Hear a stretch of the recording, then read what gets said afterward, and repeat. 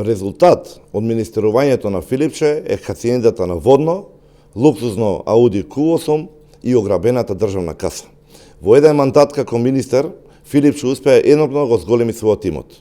Додека тој беше министер, таткото на неговата сопруга изгради хациенда на Водно, а откако му заврши мандатот, тој почна да вози луксузно Ауди Q8, кој патем се уште го нема впишано во анкетниот лист. Од каде пари за хациендата која вреди 1 милион евра и со кои пари е купено луксузното Ауди? Дали можеби Филипче ќе ни кажува ефтини изговори дека хациендата е на таткото на неговата сопруга, а Аудито му е дадено за возење? Дали овој имот на Филипче некако се доведува во врска со милионските тендери и милионите испумпани во негово време? Во време на Филипче немаше милионски тендер кој не беше обвиткан во скандали.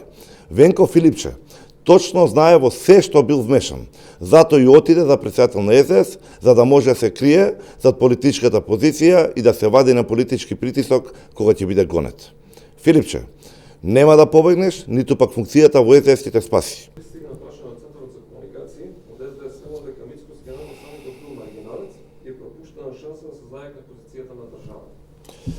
СДС и малиот заев Венко Филипче жалат што Македонија повеќе не е со свиткана кичма во НАТО.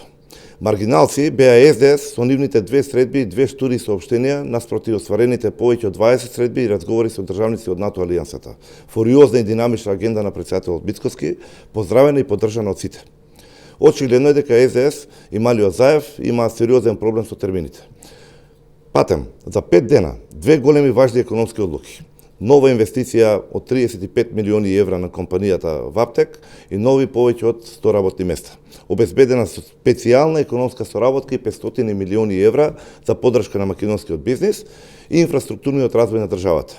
Поминаа времињата кога патувањата на Заев и неврохирургот на Заеви беа за лични цели да отвараат фирми, возат мотори и да ја распродаваат Македонија.